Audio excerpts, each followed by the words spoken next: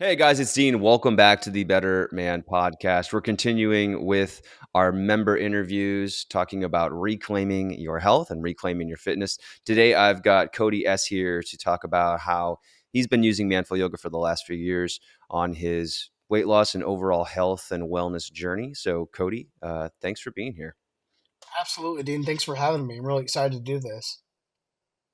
Yeah, and if you guys are already active in the community, and especially if you've seen, you're in the Facebook group. Cody does a lot of sharing his stories. Cody, talked a lot about weight loss. You've talked about your yo-yo that you kind of your yo-yoing there. You've talked about a lot of mental wellness related stuff. Your stresses with work and making that change. And I think that's all great stuff that I'd love to get into. In this podcast, as I mentioned to you. But I think a good point to start with is what was kind of your oh shit moment? What was when was it that you realized, okay, I got to make a change in my fitness here? So to be honest, I've had a lot of oh shit moments. I've basically been obese my entire life, as long as I can remember, since I was maybe 5 or 6 years old. And like you said, I've been very vocal about how I have yo-yoed up and down with my weight. When I first graduated nursing school in 2014, I realized then and there I need to make a change, and I lost probably 70 pounds at that point, but I didn't do it in a way that was sustainable. I was Mm, 22, 23 at that time, so I went from, 270 down to 190, thought I was invincible. And then something happened in my very young adult life that I wasn't prepared for. I met my wife. I got happy. I got what I call happy fat, like many of us do. In other words, I experienced a season of my life that I had never experienced before and I had never been prepared for. So that was the first like kind of like hmm that was the first time. But my most recent oh shit moment and what really brought me back into Manflow Yoga or brought me into Manflow Yoga was in 2019. I graduated from nurse practitioner school. I got my first job, and I remember we had a Christmas party, and at work we were all dressed as different Christmas themes.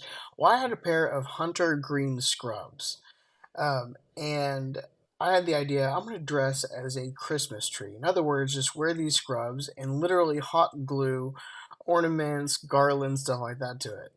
And I had a big bushy beard at that time too, and so I was wearing ornaments in my beard. I remember seeing the pictures from that because you don't come to work dressed like a Christmas tree and people don't take pictures. But I remember seeing the picture of that and mm, just being so disgusted with myself, like just being like, man, I don't remember being that big. I don't remember being that obese. I remember feeling tired all the time. I remember feeling mm. exhausted. And my son was like a year and a half old. So I thought that was it. I was just like, ah, it's just because I'm still a new dad. And then it dawned on me and I realized, oh, this is not normal. This is not normal for someone under 30 to feel like this. So that was my most recent Mm, oh shit moment. I really worked on getting my life situated, started the journey of getting back into being consistently not just fit, not just exercise, not just trying to look good, but actually trying to improve my health and wellness. Another hmm thing is that as a new nurse practitioner, I was working in primary care. I'd worked in a hospital setting up until then. So, I'd seen patients in emergency rooms, the ICU. But now I was dealing with patients like you and I, men, women who were what in their mind they thought were healthy, which, health is most definitely a spectrum and a lot of it is subjective. But I'm talking like people who were not incapacitated, people who were not in these acute medical emergencies, people who were just a few years older than me, who were coming in to see me and were taking like 13 plus medications for various chronic medical conditions that could be either prevented or modifiable risk factors reduced. I was seeing people who were maybe 5 years my senior coming in with severe osteoarthritis of the knees, chronic lower back pain, Um, and it sucks in the medical community because it's perceived as gaslighting, and I think that there is a lot of medical gaslighting that happens that really frustrates people and makes people be like, you know what, I'm done with modern medicine, modern healthcare. The system is failing me. But it did suck whenever we're trying all these treatments with people, and I'm having to look them in the eye, and because it's evidence based, tell them, hey, and I'm doing it in a compassionate way, like exercise and weight loss will help with this chronic pain that you're having. But it's hard to tell people that without feeling hypocritical when me myself, I didn't have my health situated. So not only did I feel Hmm. guilty, I was also scared, like, is this my future? Is this what I'm looking forward to? And that's not to say, like, for those listening out there, like, I'm not trying to. I always would get so irritated when people would have, like, say, severe osteoarthritis of the knees. And your wife is a physical therapist, so she's probably told you some of these horror stories where, like, they'll go to an orthopedic surgeon. Clearly, they probably need some kind of surgical or invasive intervention, and the surgeon just goes, "Ah, you just need to lose 30 pounds." No, that is not what I would do. But the evidence is there that does a lot of times help. And that's a hard pill to Hmm. swallow for both me and for the patients.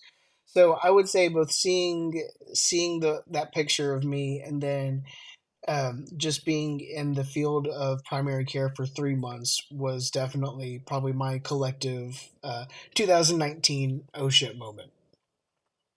Yeah. Yeah, and having having a son, especially, a baby, is definitely makes things difficult to take care of yourself. So, what did you start doing? And just to speak to the Marissa portion, yeah, I mean, she isn't practicing in the setting that she was previously. She's actually working in pelvic floor now. But when she was working at an outpatient clinic, a lot of her patients had lower back pain, and yeah, it was basically, they were 20, 30 pounds overweight. And she's like, yeah, you've got low back pain. And, short of just directly saying, yeah, you have lower back pain because you're overweight. And when you're overweight, you have low back pain. She had to, be very careful about how to say that. So, Yeah, because yeah, when it's, you say stuff like that, especially in the age of social media, um, all over the place. Like every time I see like a TikTok where somebody's criticizing their medical provider for gaslighting them, I'm like, oh, I hope I never like inadvertently gaslight somebody. So it is a balance. gaslight. What do you mean when you say gaslighting? Like, what's the example of that? Of getting gaslighted by your healthcare professional So medical or gaslighting gaslight? is gaslight. Yeah, either one. I'm not sure actually what the correct passive verb is, but basically, whenever you go to your healthcare provider seeking help, for whatever reason, and a very big thing that I see, especially, it's really sad in people of color and in women. You see it a lot where they'll go to their healthcare provider to get help for whatever reason. Say it's depression, or in women we see heavy, painful menstrual periods, and they'll just say, ah, you just need to take some ibuprofen and you'll be fine. Or for depression, it's like, Mm, ah, well, are you eating right? And like they don't do anything to else past that to offer any assistance. So mm, you unfortunately you see that a lot, especially in patients with chronic illnesses that they have no control over, like patients with autoimmune conditions like rheumatoid arthritis, or mhm, different or neuromuscular conditions. They'll just be like, well, are you getting enough sleep? And it's like, I'm trying to, but I'm in constant debilitating pain. It's kind of hard to get a good 8 hours of sleep mm, when you're in pain. So that's yeah. So we the healthcare professionals are saying, like, you've got to get your basic lifestyle stuff in order. Like, you have to eat better, you have to exercise, you have to sleep better, but they're unable to do that in the current state that they're in. exactly. And then they're not Okay. saying it in a way that through what we call therapeutic motivating or therapeutic motivational interviewing, which is like basically introducing these concepts in Mm, a way that is professional and validates their concerns. So, like, I mhm, can tell a patient, like, hey, we're going, this is okay. So, for example, like, the patient comes in with acute lower back pain, and I treat that acutely with, physical therapy, um, non-steroidal anti-inflammatory drugs, muscle relaxers, et cetera, et cetera. All the evidence-based stuff. They come back 6 weeks later and they are still feeling bad. Um, mhm, and they're saying, hey, the pain is actually getting worse. So what I would do is I would say, okay, look, this is what we're going to do. Now we are going to get some imaging, probably based on my physical examination, probably an MRI, because I'm concerned now. Why isn't this getting any better? Especially since you've been going to physical therapy. We're going to ramp up some of your, your medication regimen to see if we can't address this pain better. And then in mhm, the meantime, I also want you to start watching what you eat. I want you to start trying to eat less foods. If you do, if you don't, that's fine. But if you eat foods that are, fried foods or foods that are heavily processed, I want you to start counting your calories and looking at those foods because those foods can encourage inflammation. And also, you are a little bit overweight, and I really think that losing just 10 pounds could definitely help you. So that's the very mhm, short version. This is what someone in a healthcare system that promotes gaslighting, they would just say, well, you're just overweight, you need to lose 30 pounds and you'll be good. When we're talking about people who might not have any experience with health promotion whatsoever, um, we mhm, take for granted that people might not know what calorie counting is.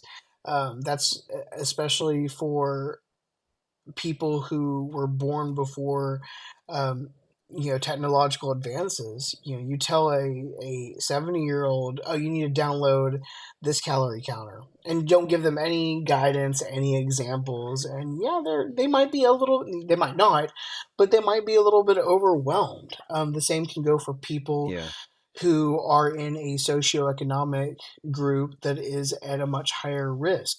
Another thing is, like, it's hard to lose weight and eat right when you live in a food desert. A food desert is defined as somewhere, I don't remember the exact mileage, but basically somewhere where you don't have any access to healthy food. Which, you're in Austin, mhm, I'm in Lubbock. I thankfully I'm not in a food desert, but where my clinic practice was a food desert. For the entire side of the city my clinic was in, there was only one grocery store. There was almost no public transportation. A majority of the people got their food literally from convenience stores that were within walking distance because that's all they could afford to do. Now, I'm not saying that, mm, like, healthcare providers need to completely, like, reinvent the wheel and wake up every morning trying to change the world, because that is going to lead to some substantial burnout.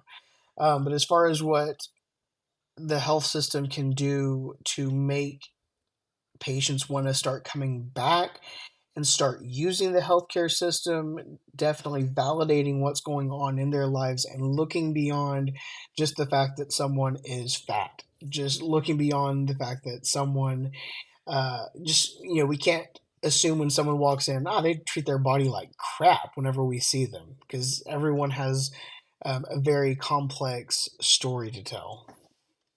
mhm. Yeah. Okay. Well, thanks for going into that. So I want to take it back to when you had that oh shit moment, and you started looking for things to, and you started looking for a fitness solution. So what made you go looking for something like manful yoga, or how did you come upon that? Ooh, with many of my fellow members, brothers in the Facebook community, COVID-19 actually. Ah, yes. So yeah, When I became everybody's best friend. pretty much, pretty much. So a few things happened. So that was like Christmas of 2019. In January 2020, I practiced what I preached. I got myself a primary care provider, and I also Mhm. realized in, like, that month of in between there, that I had severe anxiety and depression. I'd had it Hmm. for probably over a decade. Had never received any kind of treatment for it. Um, and it finally clicked, um, that if I did not address my anxiety and my depression, that I would never make any permanent long term success in my weight loss, and that my health and wellness would continue to deteriorate. Like I said, I was a new dad at the time. I thought it was normal to be frustrated 24 hours a day, 7 days a week. I thought it was normal to literally just like be so anxious. Like, there would be times where I would want to punch a wall. Well, actually, there were a lot of times I would want to punch a wall, and I was like, "Ah, that's just normal." And then, like, I don't know exactly when, but sometime they clicked, like, "Hey, that's if you want to live like a long life and you want to continue to develop your relationship with your wife and your son, you probably need to get that fixed. And if you want to continue to develop a Hmm. relationship with yourself." So unfortunately, at that time, I didn't have any time for any like therapy, cognitive behavioral therapy, or anything like that. But what I did have time to do was get started on medication. So I actually got started on Zoloft, which is an SSRI, and within a month, it was like the clouds had started to part, and I was like, "Oh, this is how people are actually supposed to feel. Like, I'm not supposed to go to work every day with my heart rate at 120. I'm not supposed to scream at people in any kind of traffic. Like, I'm not supposed to stay up until 3 o'clock in the morning, worrying about things like literally 20 years down the line. That's just how my mind worked. So Hmm. getting that situated actually really helped and actually encouraged me to get started on phentermine. Phentermine is a um, supplement, not supplement, it's a stimulant and an appetite suppressant that's FDA approved. And so I started doing a little bit of cardio, started doing a little bit of weightlifting. Probably I'd done about maybe a month consistently going to the gym every single day, and the lockdown happened.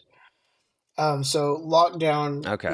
lockdown hit with just slammed us, gyms closed completely, shelter in place, all that good stuff. I am so Yeah. thankful to this day that I started Zoloft when I did, because while everyone else at work was just like in sheer panic, I mean, yes, I was worried too, but I was just kind of like, we'll take it at one day at a time. It'll be okay.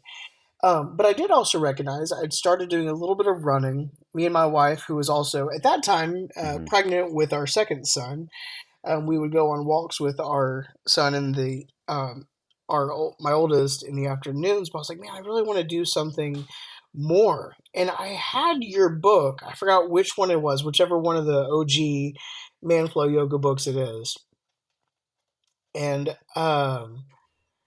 I had done a little bit of the workouts in that, but I didn't really understand the concepts in it. I was really bad about like when I was doing like some of the workouts myself, you'd be like hold plank for 30 seconds. I'm pretty sure I'd be like, 10 seconds is long enough. Like, but I realized then I was like, I Hmm. need to do something else. So I talked to my wife one night. I remember saying like, "Hey, like there's this program that's Manflow Yoga.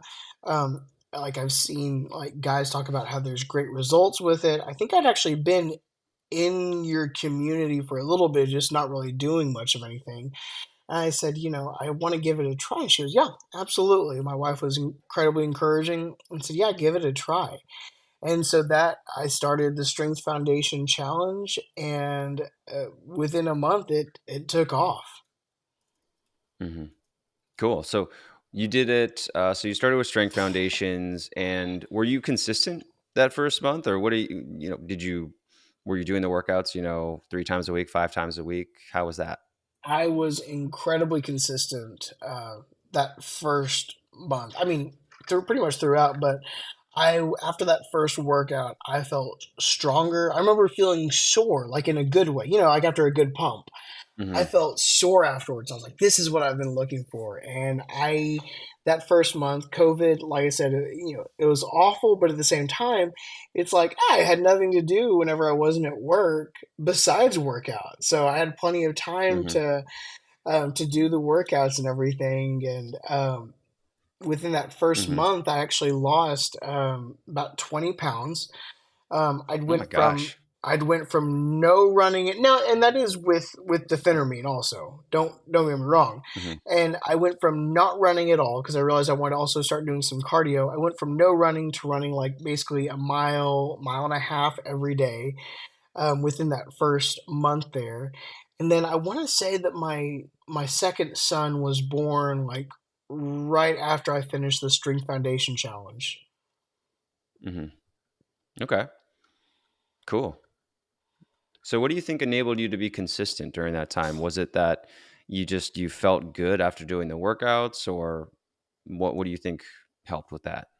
I felt good after the workouts, and I realized that it wasn't a matter of if I could get healthier and lose weight. It was a matter of when I will lose weight and basically just consistency. It was that, kind of waking up and Yeah. seeing like a pound or so gone every few days is like, oh, I can do this. I can actually do this.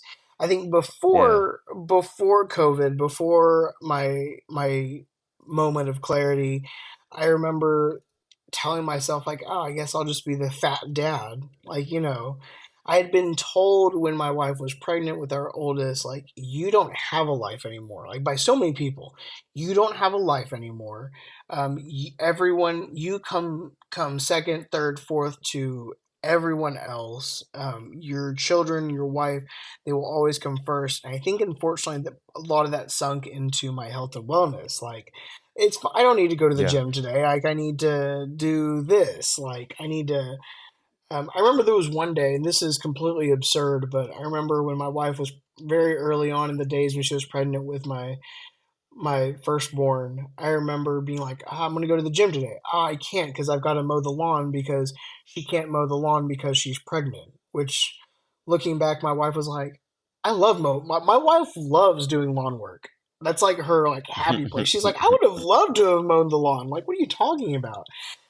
So I think realizing that I do need to put myself first so that Mhm. I can take care of my family uh, and just being present. Honestly, what we know about kids who grow up with without dads or with their dads not as much in the picture for whatever reason. For me, that would have been because of health problems that would have happened at some point down the line. I just wanted to be present because we know that just the presence of a father is I don't know if it's half the battle, but it's a lot of the battle. And I just wanted to be able to show up for my kids when they were older, when they were adults, for my grandkids. Um, Mhm. so a lot of that was what kept me going was realizing that not only could I do it, but also that I would do it. I think as far as like motivation goes, we hear it's kind of cliche whenever you see like people who say, "Oh, I'm doing it for my kids. That's my why," which is great. Like that part's Mhm. not cliche. It's cliche when you ask some of these people, like, "Okay, well, what do you mean, like, for your kids?" And they can't really expound on like why. I mean, definitely, like, if your why is so that I can be able to play with my kids more and have the energy to be with them more, that's awesome. But for me, like I said, my second child was a newborn at that time. My oldest was 2 years old. So I was thinking more like, okay, I just want to be able to see them grow up Mm. into young men who are able to look at their dad and not say, I've got the fat dad. I did not want that. And I Mm. wanted to be able to be present for for their entire lives through all the stages. Just again, working in primary care and medicine, um, just because I've seen like some of the worst things that can happen to people. I didn't want to be like, say, 20 years down the line, like, oh, I can't go visit my kids out of state because I need hemodialysis and I can't leave the state. Or, oh, sorry, like, I missed my son's graduation because I had a hypoglycemic episode because I took too much insulin, something like that. Again, so it was a little bit of the Mm, spirit of fear of that, of not just being the fat dad, but being the fat, unhealthy dad that really led to a lot of my yeah. motivation. Good. I mean, that's good that you had that clarity in your motivation, and in many ways, being around all of those examples of here's what happens if you don't take care of yourself. I'm sure that was, I'm sure that was extremely, motivating. So, I like asking questions about that first month because I feel like that's the hardest time to get started. And so, was there, when you did experience, resistance to doing the workouts, or you woke up one day and maybe your son woke up the night before and you were up with him in the middle of the night or something. How did you deal with discouragement or a low energy or just a lack of desire to exercise? How did you motivate yourself when that happened? Sure, because I mean that absolutely did happen. It still does happen, but I will say I agree with you. That first month is that month that, like, if you fall off the horse, you're more likely to stay off the horse. And so the biggest thing that I could do was, I remember at some point you talked about, you can't rely on motivation alone. Basically, just kind of gritting my teeth. And, if my son woke up an hour early to be fed and I woke up at 3, well, I was going to wake up at 4 anyways. We're just going to do the workout. If my Mm, something was going on with my oldest son, if I was, fighting with him to get his clothes on for daycare, I didn't have enough time to do my yes. all of my workout in the morning. I would do whatever I could in the morning, and then I would do the rest of it whenever I got home from work. If Mm, so basically lots of adaptation. I also realized that doing anything was better than doing nothing.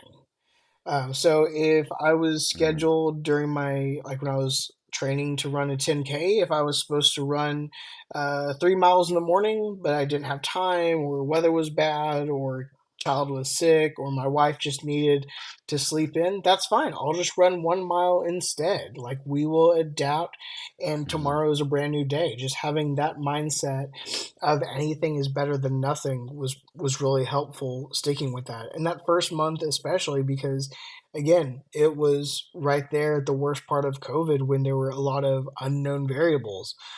So I did have stressors like, mhm. am I going to have a job? Like, is how long is this pandemic going to last?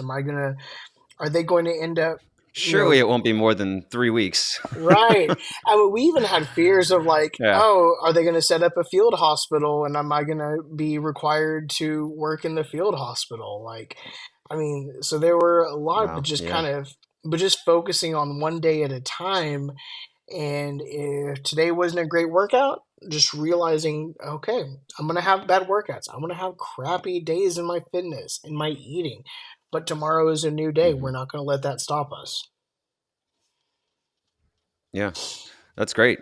I think those are really good examples. I love the, adapting to the day and just doing what you can, recognizing that something's better than nothing. I think that's really important. I know a lot of people in our community really suffer from this all or nothing mentality where they're like, oh, I got to do it perfectly or not at all. And that's not true. So, Yeah, exactly. so my next question here is what kind of improvements did you notice in your life as a result of being consistent with exercise? I mean, obviously you got better at the workouts, you got that good feeling of muscle soreness, but what else did you notice, like in day to day life? How did it get better? So, definitely way more energy, just so much more energy. Like I said, I would work out in the morning, and then when I'd get home from work, I would go with my wife and oldest, and then both my kids after she had Quentin. But I would go on walks in the afternoon, and I just remember being able to walk further, faster, and my poor wife, like, she's 9 months pregnant, and I'd been like up to running like basically like a 5K every morning. So I'd be like walking, and she'd be just, 9 months of pregnant body. She'd be like, please slow down. I'm so tired right now. I'm like, oh, I'm so sorry. Like, and it was just, I just didn't realize it. Like, I just hadn't realized how much my Mm, stamina had improved and increased. And then remember feeling just so much stronger. Like the first time, like I said, after I graduated nursing school, yeah, I lost 70 pounds, but I don't think I really built that much muscle. Like looking back at pictures, I have these skinny arms, of course, a lot of extra skin just hanging off of me, just not exactly that attractive, honestly. But then after actually building some muscle, even without doing any weights, like my shoulders were a lot bigger. I remember I'd look in the mirror and be like, oh, look at that, like I've got traps. Like that was an awesome thing to think. Like I just remember like one day, like I was just like doing this little number. My wife goes, what are you doing? I go, look, I've got traps. Which my wife is actually, she does a lot of, she my wife does a lot of bodybuilding actually. And so she's like, oh, Okay. you've got cute little baby traps. I'm like, oh hush, like, yeah, thank you, appreciate that. But she Oh, meant to, thank you. That's not she emasculating. right Love now, that. she meant it with pure love, I promise. So that was Yeah. really cool to actually see that. So Yeah. So how did that lead into you making other improvements in your overall health and wellness? so kind of just And when did following, that happen? I would say created, it basically created a snowball effect, honestly. It was like, okay, I Mm, finished Strength Foundations Challenge and I'm running a 5K. What's next? And then it was kind of like, okay, let's move into Beyond Strength Foundations. Let's run a 10K. And so on and so forth. And it really progressed. I stayed very consistent and continually was advancing what I was doing with my workouts for probably about 2 years up until I did get COVID mhm, inevitably, and I actually got long COVID. So I lost a mm, vast majority of like my respiratory, my VO2. I'd lost all of that. I mean, I was sick for like 2 months. So unfortunately, that happened, mhm, and that was definitely a big setback. But again, because unlike before in my life, when whenever I was um, something would happen in life, and I would just give up and be like, oh well, back to being the fat guy. No, it's more like I'm still fat, but I'm not giving up. I'm going to continuously um, mhm, keep trying.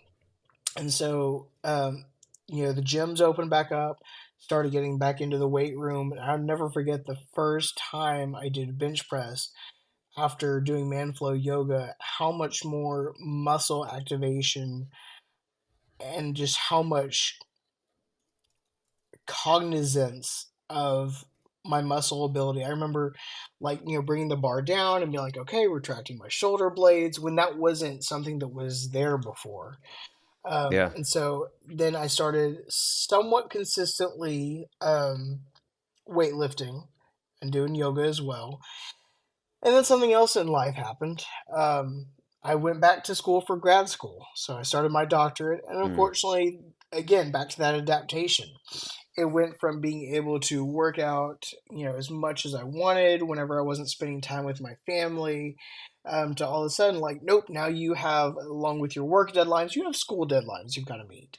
So again, I had to meet that adaptation. I know I mhm, gained quite a bit of weight during my doctorate, unfortunately, but I think it could have been so much worse because no matter what, like I remember I had like an 8 hour lecture one day, and I oof, remember I finished lecture and my wife was like, so, she was like, what are you going to go do now? And I was like, I'm actually going to go for a run. I was like, I need to go for a run to clear my head.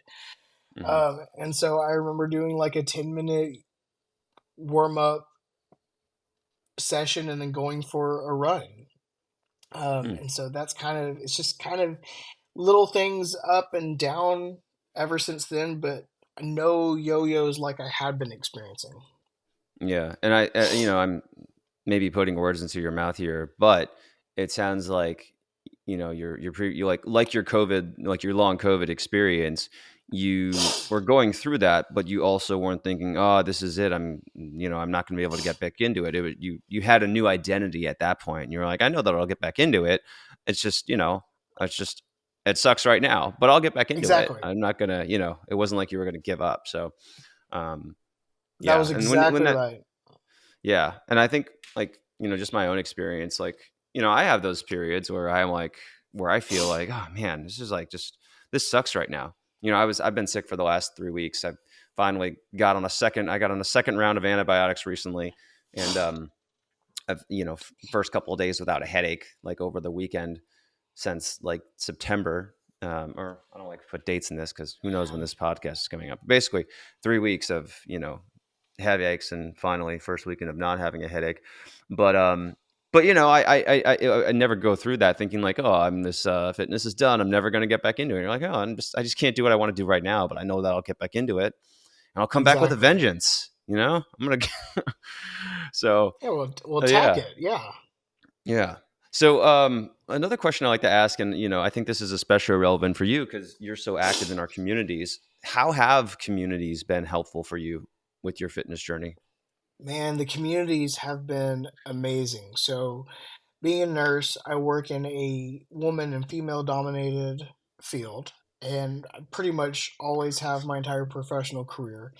I remember when I first started on my fitness journey, I joined a few men's like weightlifting and weight loss Facebook groups, and they were good. They were really good. But I remember when I joined the Manflow Yoga community, I've never experienced an outpouring of support and of guidance and just being there. I mean, one thing that I found with all these communities though is that again, being in a female dominated field, I thought I was kind of a unique situation because I didn't really have any male friends. I didn't really have any male bonding, anything Mm, like that.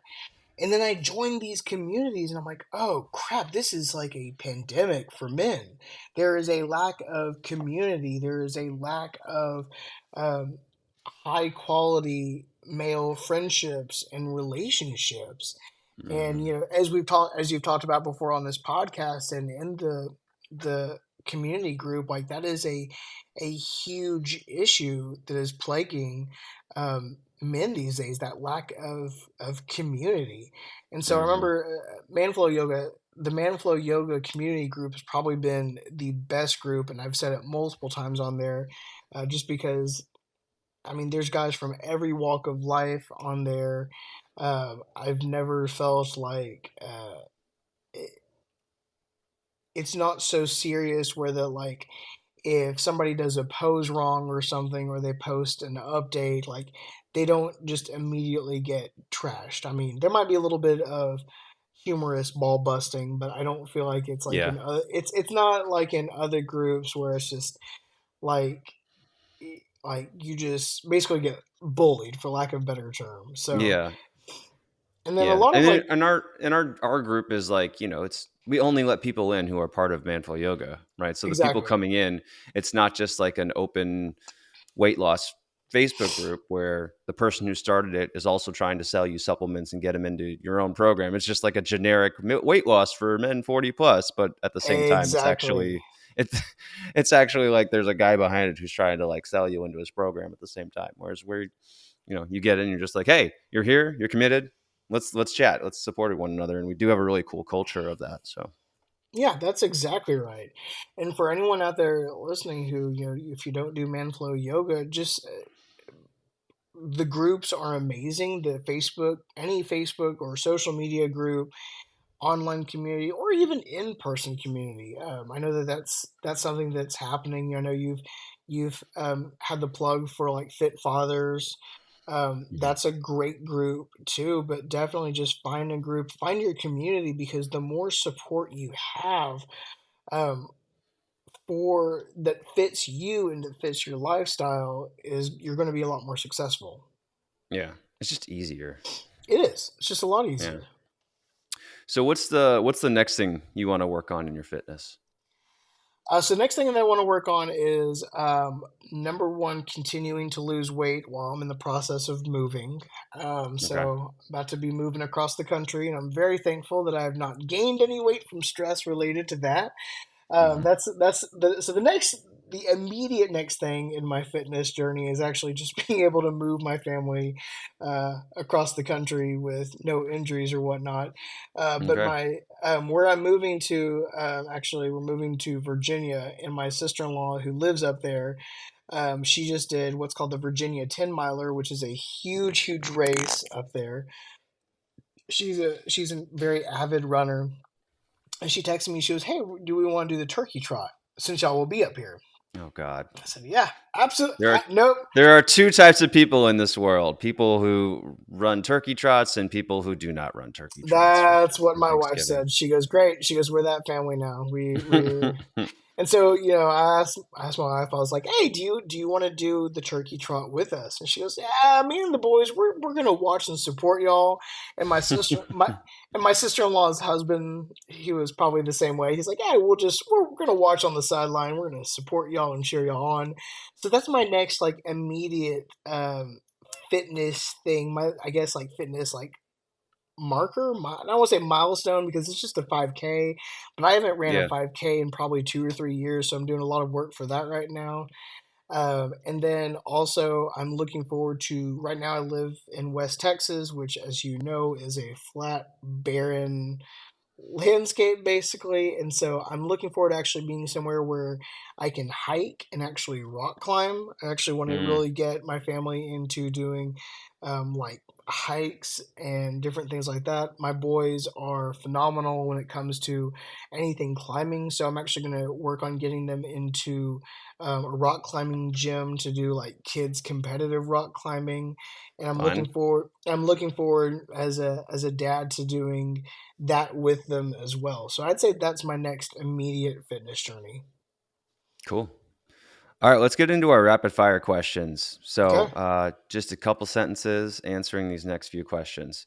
What's the one habit, belief, or mindset that's helped you the most with your overall health and wellness? Habit wise, walking every day, even if it's just for 10, 15, 20 minutes, especially working night shift. Um, I don't get, that way I can get some sunlight. I can actually wake my body up before I go into Hmm. work. If I'm having a really heavy weightlifting day, um, then that can be my cardio. So, yeah, walking. All right, cool. What's one thing that you do for your health that is often overlooked or undervalued by others? Take my antidepressant, take my Zoloft. Okay. Like honestly, basically taking care of my mental health. Uh, I antidepressants are not for everybody. I know that, especially like on social media, news, different things like that. You'll always hear about people who are like, just my body did not like antidepressants. Zoloft has been literally a lifesaver for me. And so, yeah, basically treating your mental health. If you're not feeling like you're in a good mental headspace, get treatment, whether that be therapy, seeing a doctor, seeing a psychiatrist, reaching out to somebody, treating mental health. Cool. What's the most stressful part of your day to day life? Right now I'm working night shift, so definitely the most stressful part of Oof. my day to day life is, and I work 7 nights on, 7 nights off. So Okay. for 7 nights on, I stay up from 7 p.m. to 7 a.m. Get home, try to sleep as much as I can. It's a challenge if you do night shift, no matter what. I'm not gonna lie, I kind of roll my eyes when I hear people talk about like, oh, like sleep is a big thing, like in the Manflow Yoga group, and like I don't roll my Hmm. eyes at that. I roll my eyes more at me, like, okay, I'll I'll sleep when I can. I'll try to sleep 5 hours a day when there's construction outside, when you've got to go pick kids up in the afternoon, all that good stuff. Mm. That's probably the most stressful part of my. I guess the most stressful part of my day is basically waking up and trying to figure out: am I supposed to be up at night or am I supposed to be up during the day?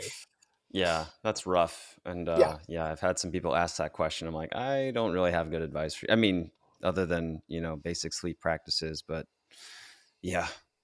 Um, the best thing I could say for people who work night shift is get a good high quality sleep mask. I mean, oh yeah. 30, $40, it makes a huge difference. Yeah, that's definitely good advice. Speaking of advice, what's your best piece of advice for men who want to be healthier? I would say definitely pick up a program, whatever it is, be that something with yoga, weights, walking, cardio, and literally just try to stick with it. If you fall back off the horse, get right back on. Hmm. Yep. that every And day people is a are new going to day. fall off the horse, and that's okay. It You will. It just is get not a back matter on. of. It's not a matter of if. It is a matter of when. Yeah. Cool. Well, Corey, I want to thank you. Sorry, I say Cordy. Cody. I want to say thank you for being the inspiration that you are in the Manful Yoga community. I know that. I hope you know this, but I am certain that you have inspired hundreds, if not thousands, of people in our community with what you share on a regular basis, and not just physical, but also talking about your struggles with mental health and yeah, like showing yourself some grace in the process and doing that publicly. I think that's helped a lot of people. So I just want to say thank you for your contributions and you being part of a Manful Yoga and giving it a shot when you got started with the Strength Foundations course a few years ago. I appreciate it, Dean. No, thank y'all. Y'all make it. Like I said, the group makes it so incredibly easy to be there for one another. So Yeah. thank you. Of Yeah, you're welcome. All right. Well, guys listening in, I hope you enjoyed this. Cody, once again, thank you so much. course, thank Appreciate you. it. And I hope this inspires you to be a better man. I will see you on the next episode.